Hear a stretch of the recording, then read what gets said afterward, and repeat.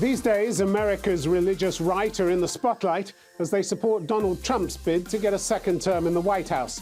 But their activities aren't confined to the US. Numerous groups are active in Europe and elsewhere, seeking to overturn a whole raft of laws that have legalized, among other things, abortion and gay marriage. The World Congress of Families provides a powerful platform for such groups, and this week, one of its founders, Allan Carlson, joins me from Rockford, Illinois. What lies behind his close connections with Russia, and why won't he leave the gay community alone?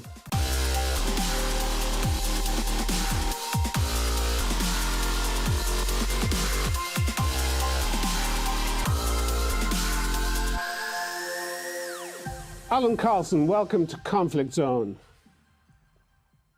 The World Congress of Families is a very benign name for a group that's credited with inflicting considerable misery on many people around the world these days. The Southern Poverty Law Center, which has tracked your movement for a very long time, says you're one of the key driving forces behind the religious right's global export of homophobia and classifies you as a hate group. Do you wear that with pride? I don't accept the label at all. No, we're not a hate group at all.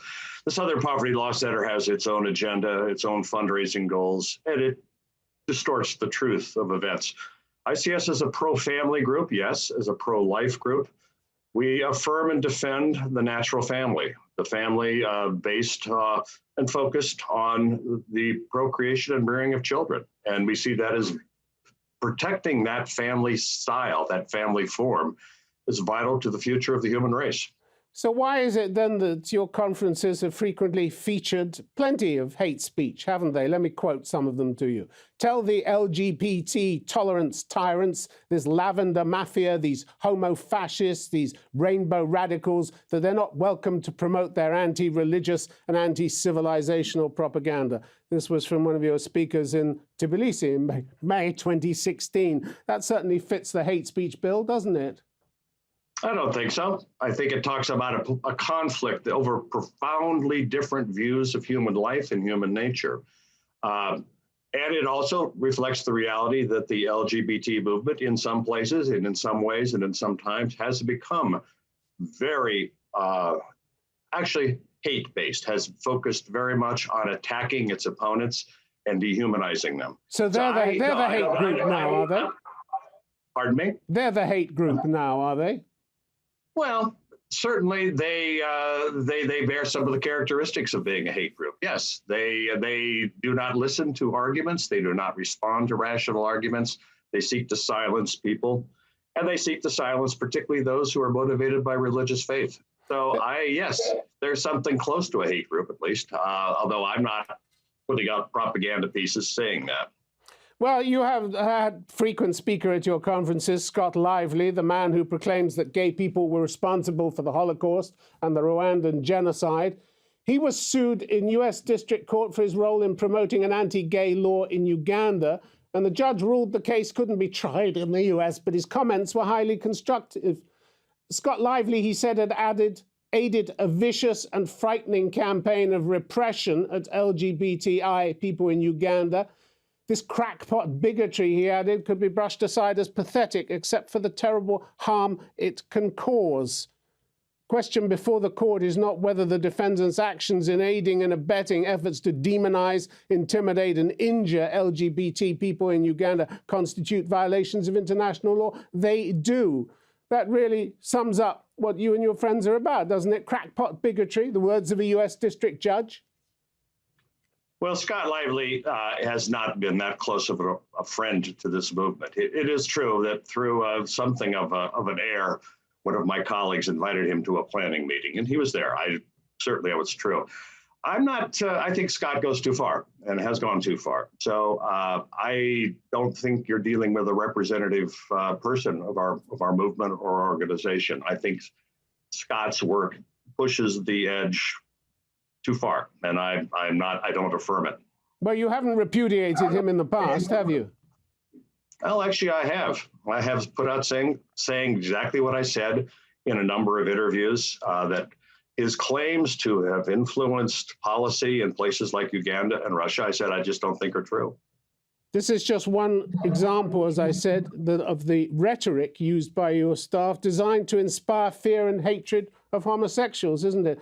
In 2014, the WCF claimed that its call for civic dialogue, that it had never taken a position for or against so-called sodomy laws, nor had it attempted to roll back the rights gained by these individuals. That was pure nonsense, wasn't it?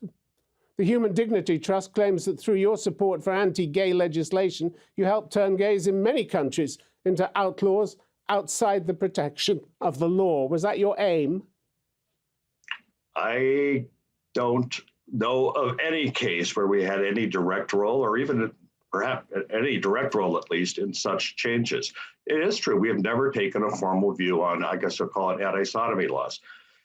And in fact, my focus and my concern when I was leading the organization, I've retired now, but when I was leading the organization, my focus was always on the protection of natural marriage.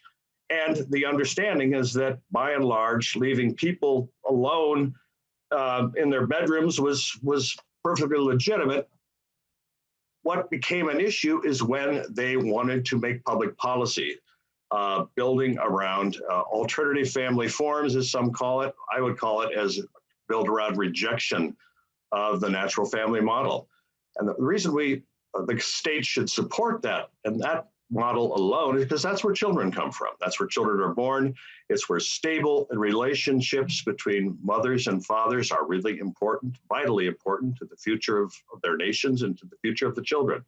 That's been our focus. And I think you're looking at sort of what I would call some, not at the main message, but at maybe some extreme edges of things where I just don't accept the argument. Well, you say you've never attempted, or your organization says it's never attempted to roll back the rights gained by the LGBT community. The WCF never has, never will advocate for any policy that brings harm to innocent individuals. But one of your leading lights in Africa, Therese Okafor, former WCF Person of the Year, has been key in trying to roll back LGBT rights in Africa. She strongly supported a harsh anti-gay law in Nigeria.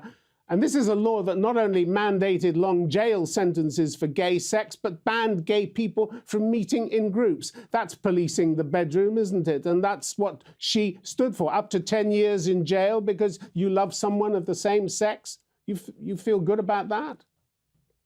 What I feel good about is Teresa is a good Roman Catholic. She's been working to defend and protect the Christian understanding of marriage and to defend and protect children. And she's been doing a lot more than that, hasn't she, Dr. Carlson? She's been pushing for laws that provide for up to 10 years in jail because you love someone of the same sex. I'm asking you whether you approve of that.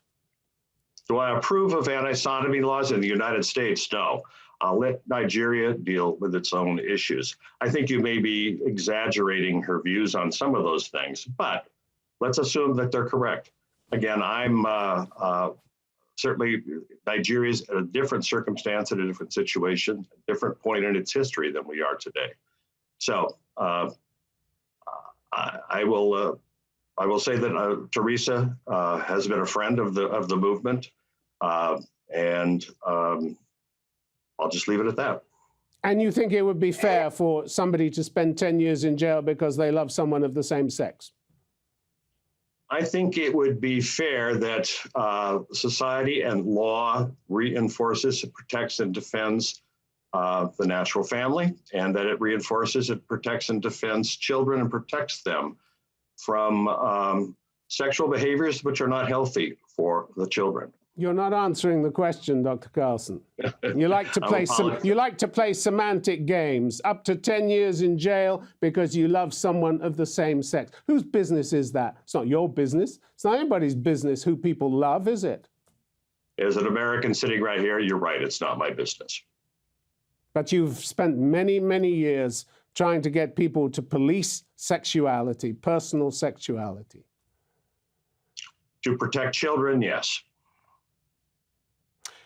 Dr. Carlson, nowhere are the casualties that your organization has produced, more apparent than in Russia, your major partner in trying to crack down on the gay community, where you've been incredibly, I would say even brutally successful. 5 years after Russia passed its law against gay propaganda, a law that you personally and the WCF delighted in helping to construct, hate crimes against lesbian, gay, bisexual and transgender people were reported to have doubled. Do you consider that a good achievement? I think you're drawing some conclusions there that may or may not be correct. The two may not be related. The law in Russia, which again, I think was related and focused on Russian situations and Russian issues and Russian historical developments, was focused on the protection of children. It did not authorize or encourage in any direct or even indirect way hate actions that you described. It did say, though, you cannot propagandize sexual radicalism towards children. That's what the law said. But whether you intended it or not, in the 6 years after this law was passed, police in the semi-autonomous region of Chechnya felt empowered to launch a massive wave of unlawful detentions, beatings, and ritual humiliations of men presumed to be gay. Police kicked them with booted feet, beat them with sticks and pipes, and tortured several with electric shocks. Why don't you stand up for their rights? Do you think that's a good thing for police to do with gays? No, I don't. And I don't think my Russian friends would say that was the way the law was intended to be implemented, because I don't think it was. Why don't they say that in public, and why don't you say that in public? I'll be happy to say it in public. I just did. Yeah, but why didn't you say it before? I actually have when I've been asked the question. I mean, a few years ago, the British actor Ian McKellen visited Moscow. He required a bodyguard, as he pointed out, for one reason only: he's gay. And that's the kind of Russia you praise, isn't it? The one that presents such a threat to the LGBT community. I praise a Russia that has come out of a rough, terrible period known as communism, a terrible century, the 20th century, a massive period of death and slaughter and ideological conflict, followed by a period when they tried Western liberalism, not the good kind of Western liberalism, but the bad kind, the kind that let everything run loose and free. And they found that their family system was in collapse. And so they've been trying to put things back together again. And I think they've done a pretty good job in the last 15 to 20 years.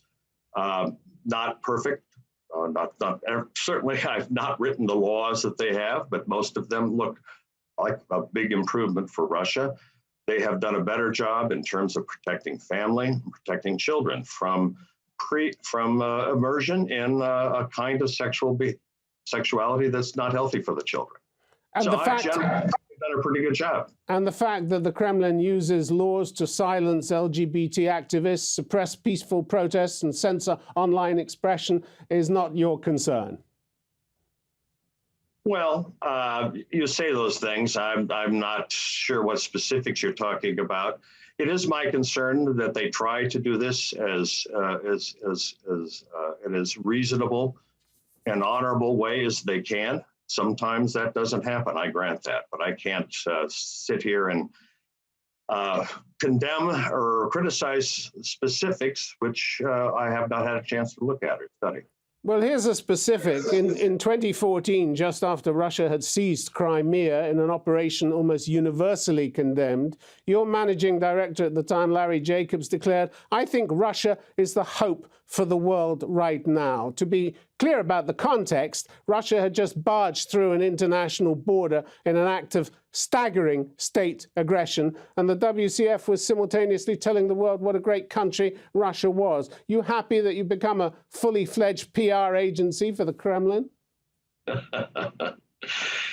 Actually, I was very unhappy for personal WCF reasons about the incursion, the invasion, the annexation of the Crimea. Why? We had planned a World Congress of Family session in Moscow for October 2014. but we were going to be the primary sponsor, and that was on its way to happening. The invasion of the Crimea took place. Sanctions were imposed by the United States and by the European Union. And those sanctions, some of them were targeted at people who were involved in the Russian meeting. We had to cancel our participation. You went along anyway. Your people went along anyway, and you named the Congress something different. I wasn't there. And no, in fact, but your people did. You had people who went. Of my people, some of my allies did. None of them were actual employees of my organization.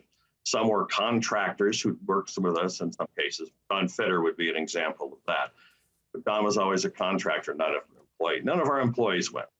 Why did you not stand up and condemn the repression that followed Russia's seizure of Crimea? You set yourself up as a moral organization. One has to choose one's issues.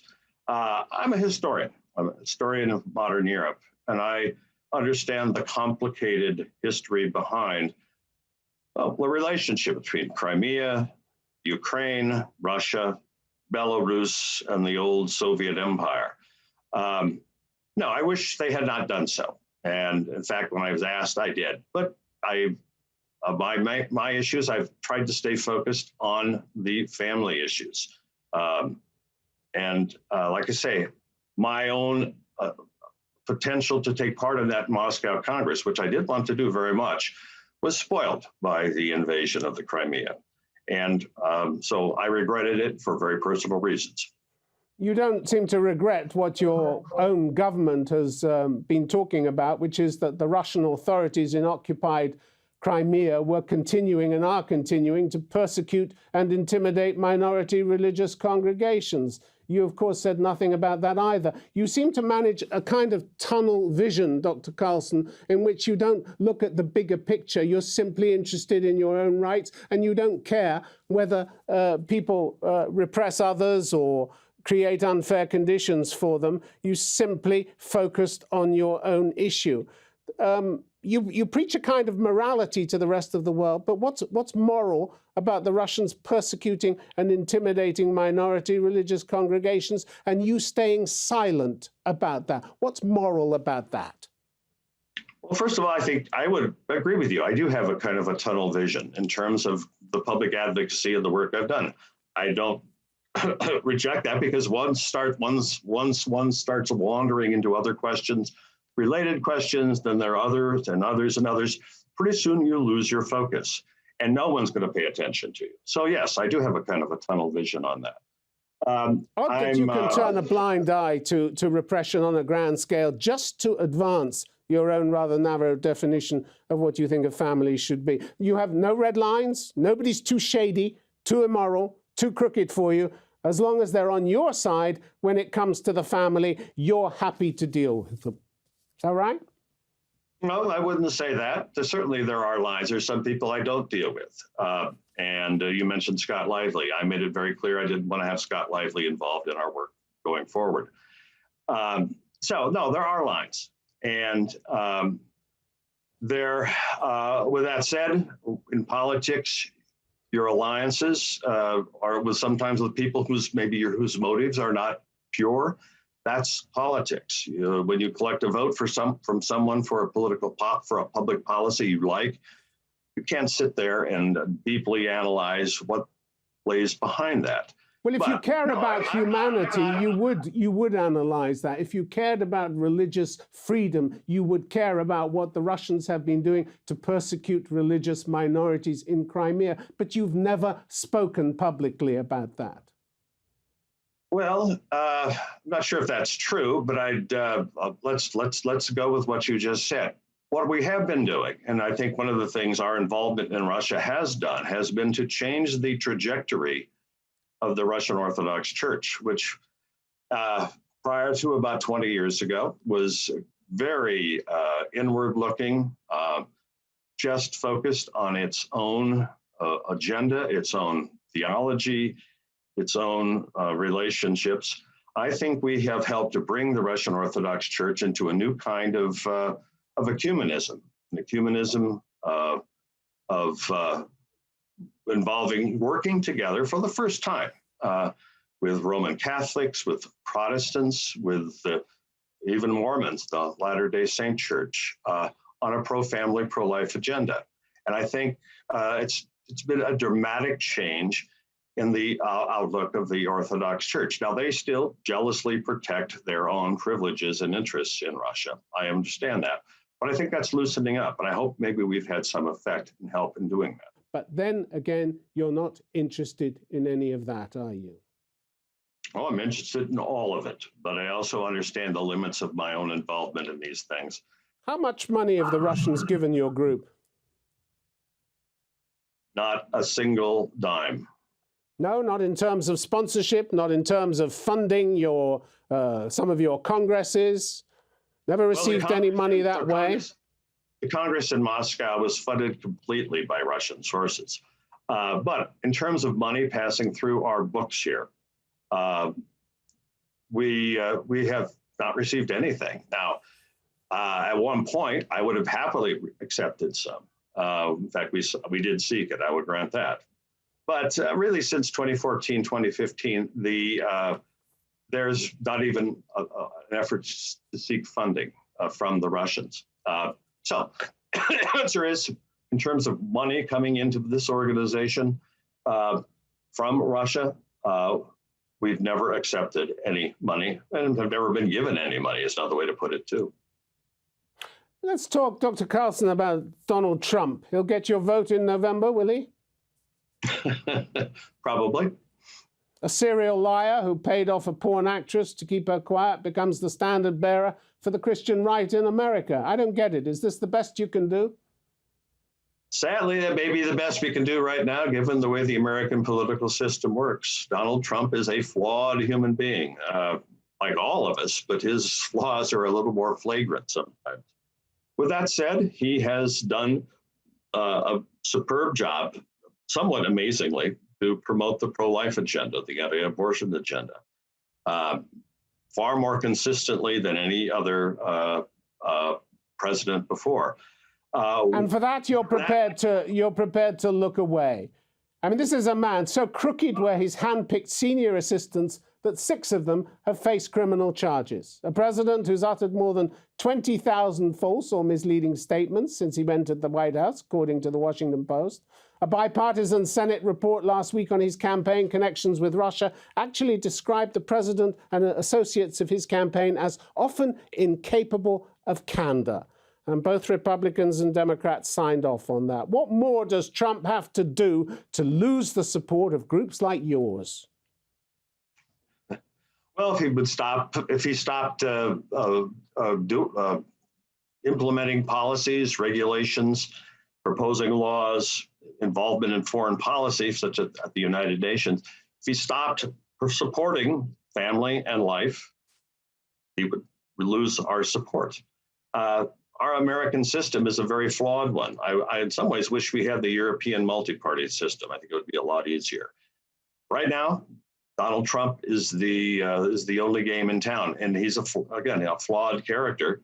But on these issues, he's done remarkably well, and he's been better than I anticipated 4 years ago. Dr. Carlson, a final thought. Your morality seems very much like a movable feast. On the one hand, you condemn LGBT activities because you say that's immoral, but you're prepared to really look away from some of the egregious faults of Donald Trump and his team in the White House. Doesn't add up, does it? You're very selective about morality, aren't you? I'm selective on what I do focus on. I will grant that. Yes, there's a tunnel vision. I'm focused on the protection and promotion of the natural family, the family formed by a man and a woman married, their relationship to the relatives, to the past, and to the future. Why? Because that's where children come from. And in stable homes, so structured, all the research and all of human history testifies that's the best place to raise children. The West, in particular, faces a childless future as the sexual agenda is going forward. Donald Trump is a flawed human being. He's a flawed political leader, but he's the only option there is right now. And he's done a better job than I anticipated 4 years ago. don't consider that selected morality. I think I'm quite clearly focused. But it's an imperfect world, and you have to make hard choices in an imperfect world. And you're not making it any more perfect by making those choices, are you? Oh, I think, and I hope I am contributing to a better world. Allan Carlson, thanks very much for being on Conflict Zone. Happy to do so.